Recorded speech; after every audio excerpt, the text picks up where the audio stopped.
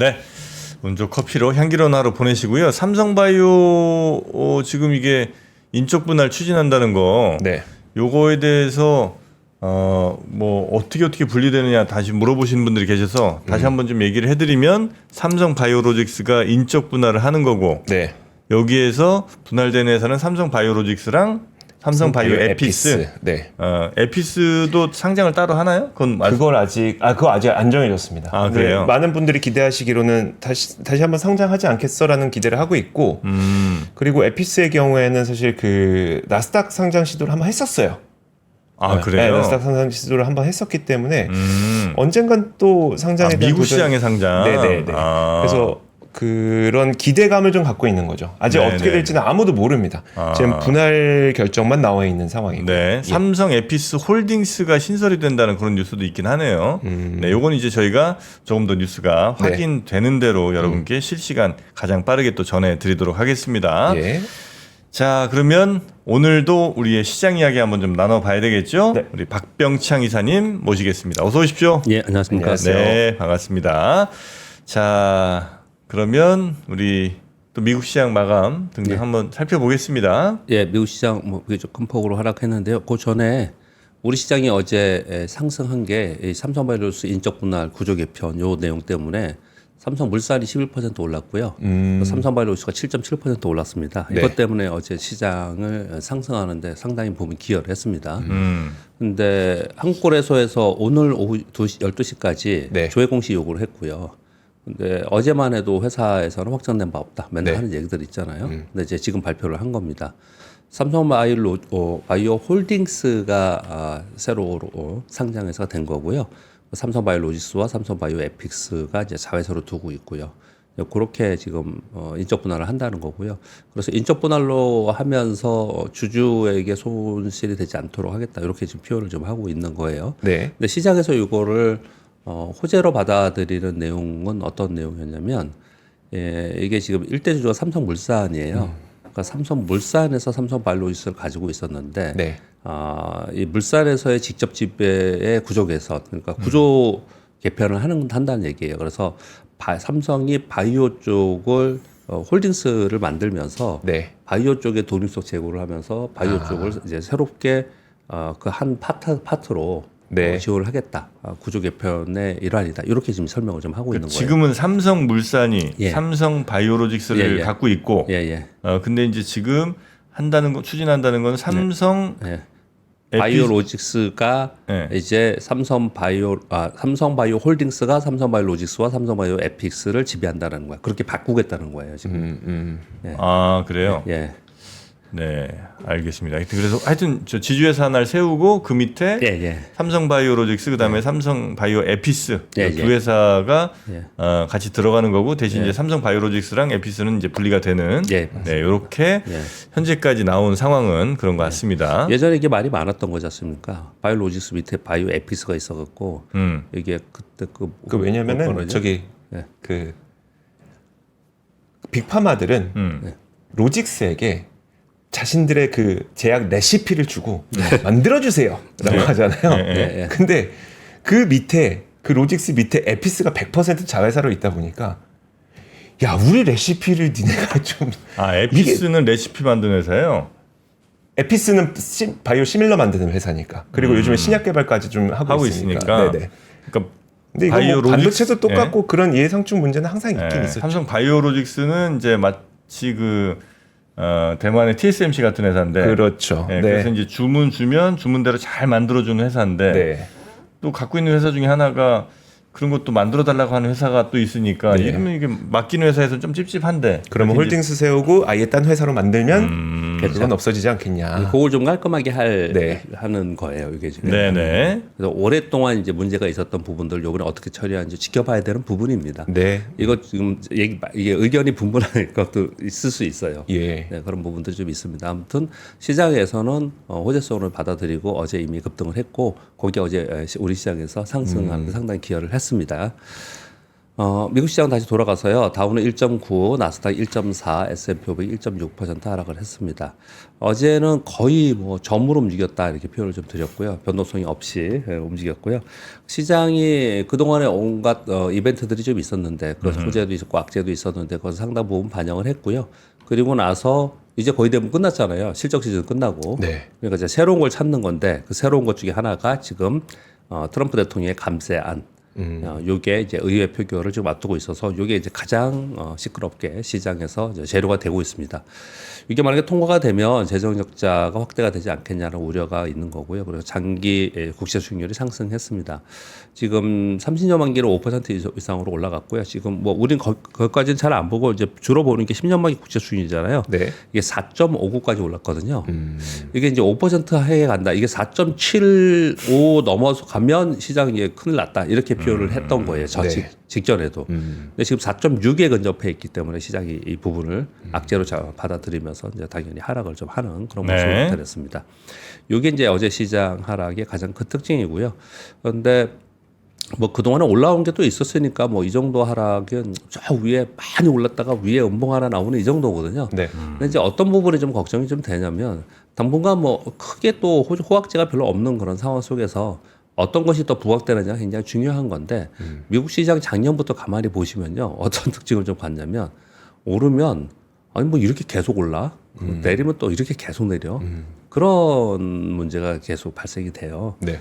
그래서 미국 시장에 한번 뭐 좋다 그러면은 꾸준히 계속 그냥 매수세가 들어오고 또 나쁘다 그러면은 또 뭐 공매도나 뭐 이런 것들이 있으면서 꾸준히 내려가는 이런 상황이 되는데 그러니까 미국 시장의 수급적 요인에서 심리가 상당히 많이 반영을 하는데 지금 지수 자체는 신고지수 근처에 와 있다. 요 얘기를 지금 며칠 동안 제가 하고 있지 않습니까? 네. 그 상황 속에서 어제 음봉이 발생을 했기 때문에 여기서 이제 쇼플레이어들이나 아래쪽에 베팅하는 쪽에서 얼마나 또 강하게 하는지 거기에 따라서 조금 더 길어질 수도 있고 뭐 이런 부분들을 좀 지켜봐야 됩니다. 일단 이 하루 하락한 부분 때문에 전반적으로 뭐 시장이 어떤 큰 영향을 주는 그런 부분은 아니었습니다. 개별 종목에서는 구글이 검색 엔진에 AI 기능 강화했다라는 거 세 가지 모두 발표했다는 거 아까 공 기자님이 좀 보여주셨고요. 그런 내용들 있었습니다. 그래서 알파벳이 2.79% 상승했고요. 좀 큰 뉴스 중에 제가 보기에는 의미 있는 뉴스 중에 하나는 오픈 AI가 하드웨어 사업 강화를 위해서 AI 기기 스타트업인 IO라는 회사라고 합니다. 이 회사를 인수했다라는 발표가 좀 있었습니다. 이것 때문에 애플이 하락했다라고 하거든요. 이 IO라는 회사에는 이 회사가 뭐랬냐면 아이폰을 디자인하는 회사입니다. 이 회사에서. 그래요? 그 예전에 아이폰 디자인했던 사람이 여기 가서 스타트업 한 거예요. 조너선 아이브인가 하여튼 그 사람 있잖아요. 되게 유명한 사람. 네네. 그 양반이 세운 스타트업인데 예, 맞습니다. 여기를 구종가에 인수했다고 하더라고요. 예, 이걸 인수했다라는 거예요. 네. 그래서 요거는 어떤 의미를 갖냐면은 오픈 AI 자체의 문제보다도 그 지금 컴퓨텍스 하고 있지 않습니까? 대만에서. 네. 젠슨왕 CEO가 뭐라고 얘기합니까? 엔비디아는 이제 하드웨어 회사가 아니고 소프트웨어 회사다. 이렇게 표현을 하잖아요. 네. 이제 그런 워딩이 굉장히 중요해요. 한 5년, 6년 전에 아마 골드만삭스가 뭐라고 했냐면 골드만삭스는 은행이 아니고 이제 IT 회사다. 이런 표현들을 썼었거든요. 지금 이제 오픈 AI는요. 얘네는 전부 다들 LLM의 챗GPT를 하는 소프트웨어 회사잖아요. 네. 근데 이 하드웨어 사업을 강화하겠다는 거예요. 그러니까 기본적인 소프트웨어를 기반으로 해서 그 소프트웨어를 이제 활용할 수 있는 하드웨어를 그게 뭐 워치도 될 수 있고 네. 휴대폰도 될 수 있고 휴대폰 껍데기만 만들면 안에 있는 소프트웨어가 어느 정도의 그 기능에 들어갔냐의 문제지 않습니까? 네. 지금 아까 보여드렸던 글래스에 들어갈 수도 있고 이렇지 않습니까? 이걸 하겠다고 하는 거예요. 그러니까 이거는 나중에 꽤 큰 실제로 어느 정도까지 이게 이제 진행이 될지 모르지만 네. 꽤 큰 뉴스가 될 수 있는 그런 뉴스가 하나가 있었습니다. 네. 이런 부분도 좀 살펴봐야 될 것 같고요. 뭐 전체 시장에서는 지금 미국 내에서 벌어지는 감세안 이 부분에 대해서 뭐 좀 이따 다시 말씀드리겠습니다. 어제 영향을 받으면서 하락을 했습니다. 어제 우리 시장은 코스피는 0.91% 상승했고 코스닥 1.1% 상승했는데요. 뭐 외국인하고 기관을 동시에 사주긴 했는데 사실 뭐 전반적으로 상승한 것은 아니고 좀 전에 말씀드린 바와 같이 삼성바이오가 7.1% 올랐고 바이오로직스가 그리고 삼성물산이 11% 오르면서 이 시가총액이 높은 종목이거든요. 얘네들 대형주잖아요. 그래서 지수 상승에 이제 보탬이 좀 됐고요. 코스닥이 오른 거는 삼성바이오 오른 부분도 있지만 바이오 종목들이 개별적으로 뜨는 종목이 꽤 많습니다. 이 펩토로는 최근 한 2달 동안 거의 더블 났습니다. 그리고 젠백스라는 종목도 거의 역산 신고가 근처까지 가는 뭐 이렇게 좀 다시 상승하는 그런 모습을 나타내고 있어요. 전고점에 가는 그런 상승을 나타내고 있습니다. 그래서 제약바이오가 오르면서 코스닥의 이제 상승을 좀 견인했고요. 코스피는 이제 삼성물산이 견인했다 이렇게 좀 볼 수가 있어요. 왜냐하면 다른 섹터들이 아주 강한 그런 부분은 좀 아니었어요. 특히 네. 시가총액 상위 종목 위주로 말씀을 드리는 거예요. 그런데 이제 시가총액 최상위는 아니지만 그 중간 단에 있는 게 이제 조선주거든요. 네. 조선주들이 일제히 어제 또 강세를 보였습니다. 삼성중공업이 한 5% 올랐고요. 현대위포 5%. 세진중공업이라고 있죠. 세진중공업 세진? 상한가에 갔습니다. MRO 하는 회사이고요. 예, 세진중공업 상한가 갔습니다. 그래서 조선주들이 다시 상승하는 모습을 나타냈어요. 그래서 조선주들이 최근에 한 일주일 정도 조정을 좀 보였거든요. 네. 근데 하락하면서 조정 보이지 않고 조금씩 있으면서 옆으로 좀 있었어요. 그러다가 어제 이제 양봉을 주면서 올라가는 그런 모습을 나타냈어요. 뭐 그 당시에 스팟으로 재료가 나와서 오르는 부분도 있지만 그냥 수급이 돌아다니는 것 같아요. 그러니까 한마디로 표현을 하면 시황하면서 말씀을 드리면 네. 우리 시장은 지금 강세 섹터와 강세 종목들이 수급이 거기에만 몰려 있어서 네. 약한 거하고 차별화가 굉장히 심하잖아요. 그러니까 이 돈이 다른 데 갈 데가 없어요. 어제 제가 그래서 뭐 그런 얘기를 좀 오랜만에 드렸는데 신저가를 살 거냐 신고가를 살 거냐 네. 팔면 나면 뭘 팔 거냐 그 중간에 있는 것들을 보면은 뭐 자동차도 그렇고 반도체도 그렇고 중간에 있는 그 섹터들을 보면은 대부분 다 하루 오르고 하루 빠지고 또 한 3일 빠졌다 또 한 번 오르고 맨날 거기 그냥 그러고 있어요. 네. 조금 빠져 조금 오르. 그러니까 확실하게 어떤 섹터를 내가 추정하면서 만약에 거래를 한다면 또는 종목을 계속해서 지속해서 바라본다면 지금 다른 데서 좀 애매한 구간이라는 거거든요. 그러니까 지금 그 조선주 오르는 부분들도 거기에 계속 수급이 좀 있는 상태에서 좀 조정을 보였다가 조금이라도 재료가 나오면 그다음 튀어오르고 뭐 이런 모습이 좀 나타나고 있습니다. 그런 게 지금 뭐냐면 그거예요. 조방원이라고 얘기하는 조선, 방산, 원자력, 뭐 전력기기 네. 요렇게 해줍니다. 전력기기는 신고가 있는 건 아니고 꽤 많이 빠졌다가 아래에서 올라오는 거고요.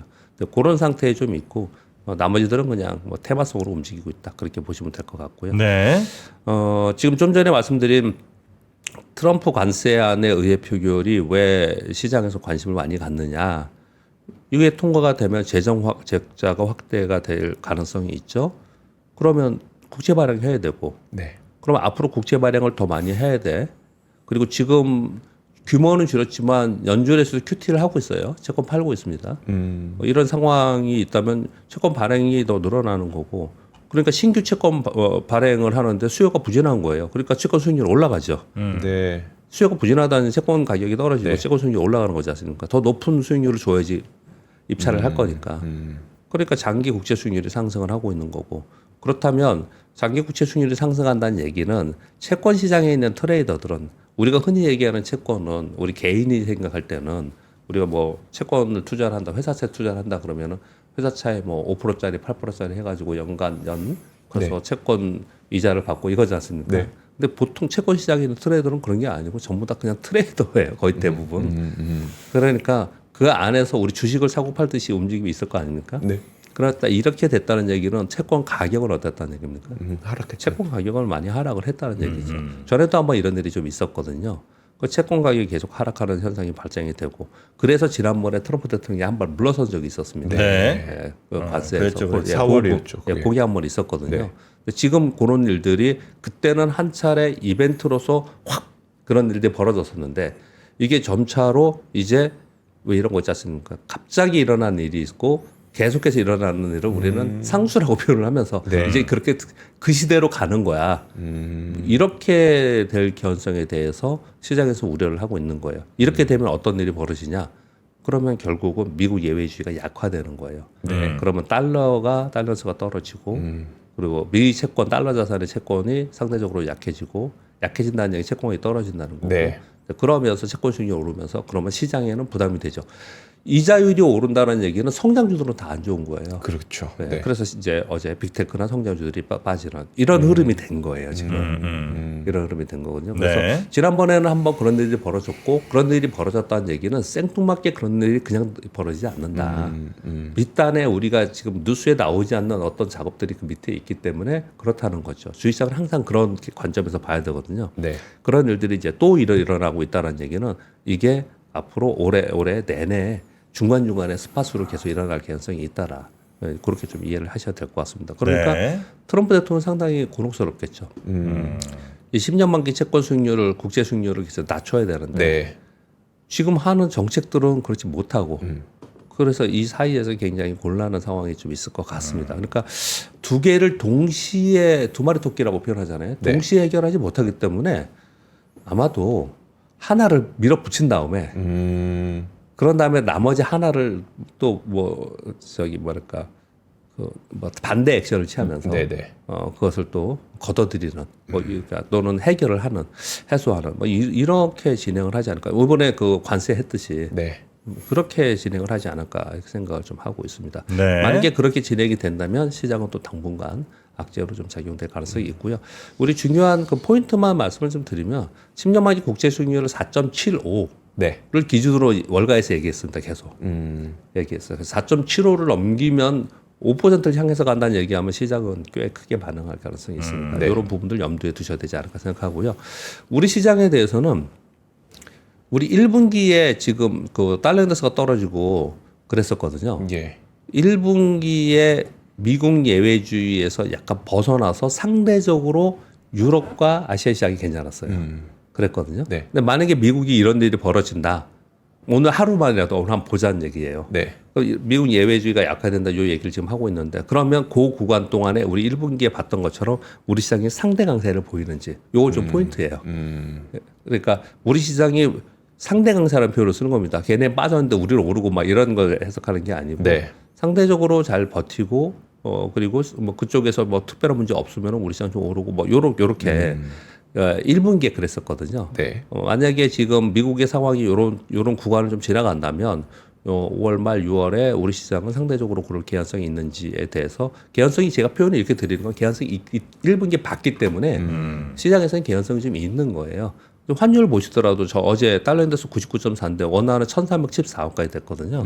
이런 부분들이 좀 있기 때문에 상대적으로 우리 시장은 좀 수급적으로 네. 버틸 수 있는 그런 상황이 되고 그런 가운데 종목 상세가 이루어지고 있다. 근데 1분기에 일어났던 그런 부분들이 재현되는지를 보는 것도 포인트다. 이렇게 말씀을 드리겠습니다. 네. 난 4점 뭐 말씀하신 것처럼 5% 가까이 이렇게 가면 예. 그땐 또 채권 시장에 돈은 좀 몰릴 것 같긴 하네요, 그죠? 주식 시장보다는 아닌가? 채권 시장이 몰린다고요? 나 가격이 떨어졌으니까 막 산다고요? 네, 그렇지 거기에? 않을까요? 그 정도면 살만한 가격 아니에요? 아니요. 일단은 그건 이제 우리 투자자에서 개인들이 생각할 때 그렇죠, 그렇죠. 예. 개인들이 생각하는 거고 거기에 그만큼 그게 채권 수익이 올라갔다는 얘기, 채권이 떨어졌다는 얘기잖아요. 그만큼 네. 계속 그 투자자들은 기관 투자자들은 팔고 있다는 거예요. 네. 팔고 있다는 건데 더 팔 가능성이 있다라고 걱정을 하는 거예요. 그런가요? 왜 그렇게 하느냐? 그 소위 채권 장년단 얘기를 하잖아요. 네. 그 더 팔 가능성이 있다는 건 트럼프 대통령의 정책이 이렇게 하면 안 된다는 경고를 계속 줄 가능성이 있다는 거죠. 네, 그런 부분들을 생각을 하고 있습니다. 알겠습니다. 네, 그런 거하고 비슷한 얘기가 어제도 제가 예고를 좀 드렸지만은 지금 이제 주식시장이라 뭐 여기보다는 외환시장, 환율 채권 시장에 요즘에 관심이 또 많아졌어요. 또 바뀌었어요 관심이 약간. 오. 예, 그런 얘기들이 좀 있는데 일단 모건 스탠리에서 관세로 인한 물가 상승이 만약에 나타난다면 언제쯤 나타날까라는 보고서를 발표했습니다. 그래서 5월부터 가시화되고 7월에 정점을 찍고 내려가지 않겠냐. 기업들이 재고 확보로 초기에는 충격을 흡수하고 있으나 결국 이거 못 버틴다. 점차 비용 증가가 불가피할 거 그러면서 이렇게 발표를 했습니다. 코오피스가 여기 지금 올해지 않습니까? 네. 올해 4월 지나고 5월부터 본격적으로 오르기 시작해서 이렇게 올라가기 시작해서 정점을 찍고 이렇게 다시 내려가는 이런 모양이 되지 않을까라고 얘기했는데 이게 제가 왜 이 뉴스를 가져왔냐면 이게 지금 연준 위원들이 생각하는 것 같아요. 연준 위원들이 네. 이런 생각을 좀 하고 있는 것 같아서 그래서 연준 위원들이 지금 금리 인하하지 않고 계속 지켜보겠다 이 얘기를 좀 하고 있는 것 같습니다. 베스트는 이런 일이 안 벌어져야 되는 거죠. 그렇죠. 베스트는 이런 일이 안 벌어져야 되는 건데 그리고 워스트는 제일 안 좋은 거는 이거보다 더 많이 올라가는 거죠. 네. 이거보다 더 많이 올라가면 시장에선 그건 안 좋게 악재로 반영할 거고 예상을 지금 하고 있는 상황이기 때문에 예상 수준의 근처에서 있으면은 시장은 뭐 그렇게 뭐 악재로 받아들이더라도 큰 텐트는 없을 것 같습니다. 그러니까 흐름을 하반기에 이렇게 좀 보고 있는 것 같더라 월가에서 그런 설명을 좀 드리는 거고요. 그리고 블룸버그의 뉴스 하나 더 말씀드리면 G7 회의에 달러 하락이 전망된다라는 뉴스인데요. 미국이 달러 약세를 공격적으로 추구하지는 않겠지만 관세 협상을 하면서 결국 달러는 하락할 가능성이 높다. 노무라 증권에서는 일본은 경상주지 흑자와 대미 무역 흑자로 인해서 엔화 강세 압박을 받고 있다. 이렇게 설명을 했어요. 이 부분들 3번까지 맞아 하겠습니다. 어제 한국경제신문의 뉴스예요. 미국과 우리하고 지금 관세 협상을 하고 있지 않습니까? 거기에 더불어서 환율 협상을 하고 있는데 미국이 원화 절상 요구를 하는 것이 확인되었다. 오늘 보도가 이렇게 나왔습니다. 네. 보도가 이렇게 나왔어요. 미국은 막대한 무역 적자의 근본 원인이 환율에 있다고 보며 한국과의 협상에서 환율을 거론하고 있다. 다만 적정 수준이 어딘지 제시하지는 않고 있다. 그러면 우리나라 한국은행에서는 우리 원화가 좀 너무 약세잖아요. 네. 그래서 우리 원화 절상을 우리도 하고 싶잖아요. 네. 근데 미국도 하래요. 잘 됐네. 잘 됐죠. 네. 근데 문제는 뭐냐? 어떻게 해야 될지 모르는 거예요. 어떻게? 어떻게 하면 원화 절상이 돼요? 원래 연화 네. 그 국가의 통화 가치의 절상이라는 것은 네. 경기가 좋아야죠. 경기가 좋아지는지 경기가 좋아야죠. 아니 달러로 원화 많이 사면 되죠. 아, 있는 달러 팔아서. 그럼 있는 달러로요?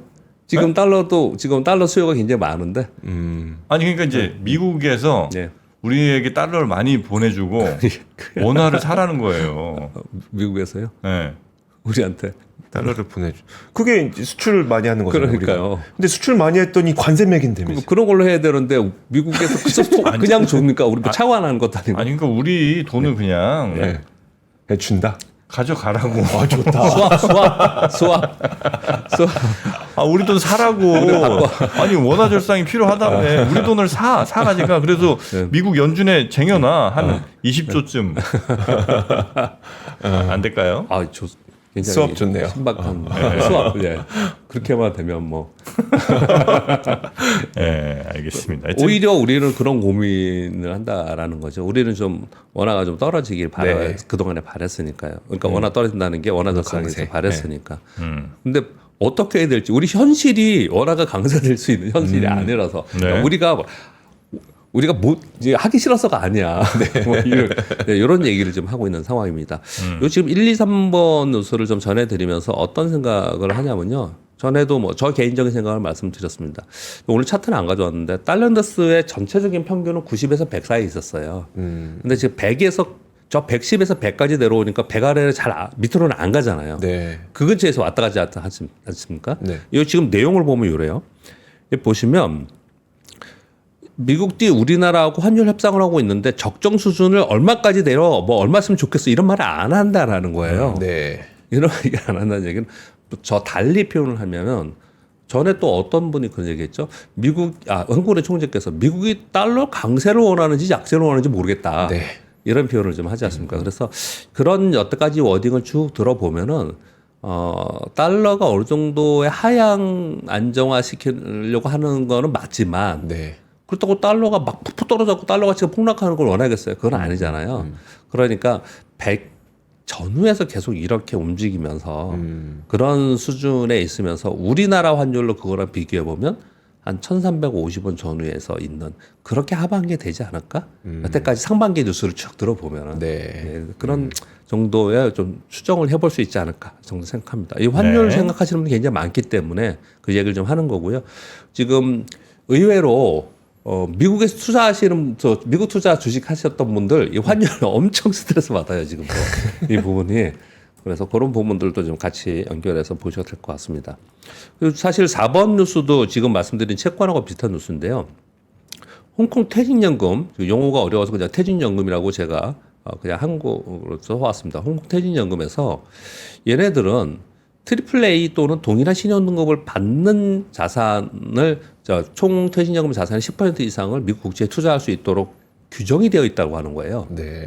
근데 요번에 AA 플러스로 바꿨지 않습니까? 바뀌었잖아요. 네. AA2로 바뀌었죠. 무디스에 신용등급 하향이 있었잖아요. 네. 네. 그러니까 이거 그럼 어떻게 해야 돼요? 팔아야 되네요. 팔아야 되는 거잖아요. 그러니까 이게 지금 홍콩 당국과 해당 기관에서 이거 예외 허용을 줘야 된다. 이걸 신청을 했다는 거예요. 네. 그러니까 이게 쉬운 문제들이 아니에요. 이 채권 그러네요. 시장에서는. 그러네요. 네. 그래서 예외 허용을 해줘야지 좀 유지가 될 수 있는데 만약에 뭐 안 된다 원론적으로 또는 뭐 여러 가지 자기들도 또 정책 이해관계에서 안 된다, 정책적 이해관계에서 안 된다 그러면은 여기 또 매도하면은 그럼 또 골치 아프게 되는 거죠. 뭐 이런 얘기들을 지금 네. 하고 있는 겁니다. 5번 뉴스는 그냥 한 줄만 갖고 왔는데 일론 머스크가 CNBC 인터뷰를 했는데요. 지금 자기네들도 계속 데이터 센터 짓고 막 있지 않습니까? 네. 칩, 변압기, 전력 이 세 가지가 내년 중후반부터는 크게 문제가 될 거다. 이런 얘기 좀 하고 있다. 참고로 말씀을 드리겠습니다. 칩과 변압기와 전력. 예. 네. 변압기, 전력. 뭐 우리나라 다 잘하는 거고 칩도 뭐 예, 잘하는 거지. 뭐. 맞습니다. 예. 근데 이 전력용 칩은 또 우리 거랑 좀 다른가? 저거 근데 전력용 칩을 말하는 걸까요? 아니면 그 GPU를 말하는 걸까요? 어쨌든 AI 데이터 센터 만드는 거. AI 확대로 내년 중후반에 전력 부족이 전망할 그거는 텐데. 지금 제가 한 줄만 가져와서 그거 확인 그거 못했습니다. 예. 이거 한번 이게 좀 보시면 포괄적인 걸 것 예. 같아요. 어쨌든 예. 거기 전력 반도체도 들어갈 거고 많은 것들이 들어갈 테니까. 네. 그리고 미국이 동남아 4개국 태양광 제품에 관세를 부과했다라는 보도가 있었습니다. 시간이 되게 빨리 가니까 빨리 말라야 하니까 말이 캄보디아는 최대 3,521%, 말레이시아 34%, 태국 375%, 베트남 평균 396%, 미국 ITC에서 발표한 겁니다. 공식적으로. 네. 위원회는 동남아 제품이 미국에서 공정 가치보다 낮게 판매되고 있어 미국 산업에 실질적으로 피해를 주고 있다. 그래서 이렇게 높인다. 그랬거든요. 실제로 블룸버그 에너지 파이낸스의 보도에 의하면 동남아 4개국의 태양광 제품은 미국 전체 태양광 제품 수입의 80% 수준이라고 합니다. 얼핏 딱 이 뉴스를 들으면 네. 미국에서 태양광 사업하고 있는 회사들 수익성이 좋아지겠네. 그리고 우리나라 한국에는 수혜가 되겠네. 이런 네. 생각이 들지 않습니까? 네. 그런데 이제 업계에서는 여기 딱 이거 나오자마자 발표를 했어요. 관세로 미국 태양광 업체들의 실적 개선은 제한적일 것이다. 왜냐? 전체 태양광 사업에서 패널이나 아니면 셀 등의 부품보다는 인건비나 전력망 등의 비용이 훨씬 커서 전체에서 얘들 부품이 차지하는 비중은 매우 작아서 전체적인 실적 개선은 제한적일 것이다. 이렇게 얘기를 했다는 거예요. 이게 근데 약간 그게 다를 것 같아요. 그러니까 태양광 설치하는 업체가 있을 거고, 네. 그다음에 그 미국에서 셀과 그 저기 모듈 만드는 데가 있을 네네. 거고. 그래서 그 업체마다 조금 다르지 않을까라는 생각이 물론 네. 뭐 업체마다 당연히 다르겠죠. 근데 전체적으로 업계에서 이렇게 얘기 좀 했다고 하면서 이 안에서도 지금 말씀 잘 주셨는데 이게 구분이 좀 될 필요가 있다는 거죠. 네. 무조건 이것만 보고 볼 필요는 좀 보기 좀 어렵다. 그래서 주가가 그렇게 좀 아주 크게 반응하지 않았어요. 뉴스는 굉장히 센 거 같잖아요. 네, 네. 근데 미국의 이 솔라 업체들이 그렇게 세게 반응하지는 않았었습니다. 이런 뉴스가 좀 있었고요. 그리고 삼성바이오로직스 뉴스는 아까 전해드렸고요.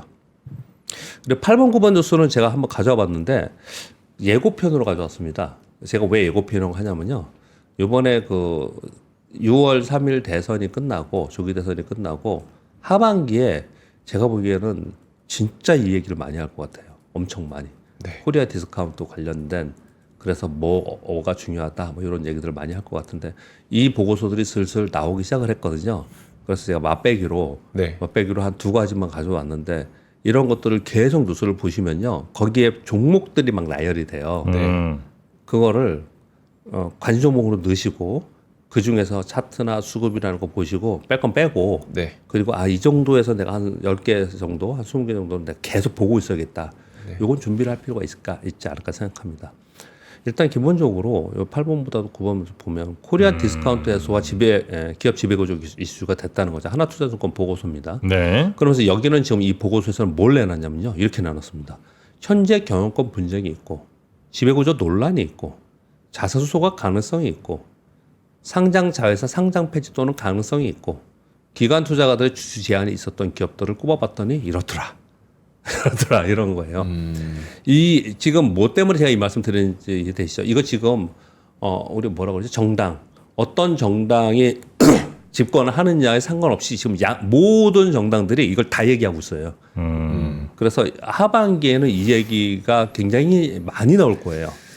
그러면서 그렇다면 미리 준비하고 있어야 됩니다. 이걸 미리 시장에서 어느 정도 사고 있는 거를 제가 보니까 연기금이 사고 있는 건 있어요. 종목들이. 네. 저도 이렇게 쭉 봤거든요. 있긴 네. 있는데 시장은 막 그래서 막 떠들고 막 그때 이슈가 되면 그때 가서 막 주가가 움직이고 막 이래요. 그러니까 이게 실제로 어느 정도의 파급 효과가 있고 이게 실천이 잘 돼서 실제로 주가에 영향이 받고 우리 시장이 얼마나 영향을 받는지에 대해서는 가봐야 되는 일이고 네. 그리고 우리 개인 투자들이나 우리 기관 투자들도 국내인 투자들은 전부 다 이거 별로 이게 중요하게 생각하지 않는다는 게 아니고 이게 되겠어 이런 얘기를 제가 많이 하잖아요. 하도 회의적 얘기를 많이 하니까. 네. 그러나 이런 보고서들이 많이 나오고 있어요. 그러니까 여기에 거론되는 것들은 좀 관심을 갖고 보자 이런 얘기를 좀 하는 거예요.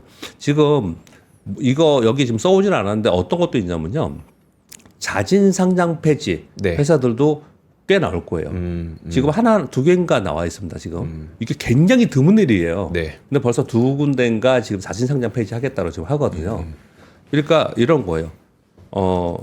자사주 왕창 있는데 나 소각하기 싫어. 네. 그리고 이기여금 엄청 많은데 나 배당 주기 싫어. 그럼 폐지하라는 거죠. 나가라고. 네, 폐지하라는 거죠. 그래서 실제 싫은 기업이 있을 거 아니에요. 네. 네. 그러면 그래서 폐지 한쪽이 있고 또 어떤 쪽이 있냐면 이게 만약에 되면은 유상증자가 쉽지 않아요. 그리고 분할 이런 거 쉽지 않아요. 그래서 지금 삼성바이오로직스 분할을 아주 색안경을 보는 쪽도 굉장히 있습니다, 사실. 그래서 빨리 하려고 하는 거예요. 네. 이런 것들이 지금 나오고 있다라는 게 영향 분명히 시장에 주고 있습니다. 요거는 이제 여기 있었던 뉴스에 여기에 이 내용들에 걸리는 종목들의 하나투자증권이 고르는 것들이고요. 네. 저는 뭐 종목은 부르지 않겠습니다. 이거 한국경제 뉴스인데요. 얘네들은 정말 더 대단합니다. 얘네들은 어떤 회사들이냐면 FN가이드 기준으로 코스피 200개하고 코스닥 150개, 350개 종목 중에서 현금 및 현금성 자산 규모가 시가총액의 50% 이상이고 네. 이익 영업이 시가총액의 100% 이상이에요. 무슨 얘기인지 이해되시죠? 네. 번 돈이 시가총액보다 높아. 더 많아. 그래서 PBR이 0.3배 미만. 이거를 이제 또 해봤더니 13개사가 이런 게 나오더라. 이거 아닌 것도 있고 이런 거 아니더라도요. 네. 이 보시면은 현금성 자산이 이거 재무제표 보면 현금 및 현금성 자산이 뭐 2천억, 3천억인데 시가총액 1,500억, 2천억 이런 데들이 우리나라에 많거든요. 근데 그런 것들이 꿈쩍도 안 하고 있었어요. 진짜 꿈쩍도 안 하고 계속 있었는데 네. 왜냐? 이게 되겠어? 그리고 또 정치인들이 또 반대해 주는 적도 있고 계속 그랬었단 말이에요. 근데 물론 어떻게 될지 모르겠습니다. 하반기 어떻게 될지 모르겠지만 이번 선거를 치르면서 모든 정당에 있는 사람들이 지금 계속해서 이 얘기를 거론하고 있고 물론 대선 끝나고 나서 또 이게 뭐 어떻게 될지는 모르겠죠. 흐지부지 될지는 모르겠지만 계속해서 시장 내에서는 이 부분에서 관심을 갖고 있고 준비하고 있는 것들이 지금 보고서 나오고 있고 분명히 자문사들이나 이런 데서 이거 준비를 하고 있을 거라고요. 네. 그러면 우리도 이제 이런 거를 슬슬 이제 보고 있어야 된다. 이미 늦을 수도 있지만 이미 많은 곳에 진행을 하고 있을 수도 있겠지만은 그래도 관심을 좀 갖자. 그래서 제가 이걸 얘기하면서 예고편이다 이렇게 말씀드린 이유는 이 얘기를 꽤 많이 할 가능성이 높아요. 하반기에는. 그렇게 말씀을 드리겠습니다. 네. 아, 이거 진짜 좀 일단 적어 놓는 게 좋겠다. 지금 캡처하려고요, 저.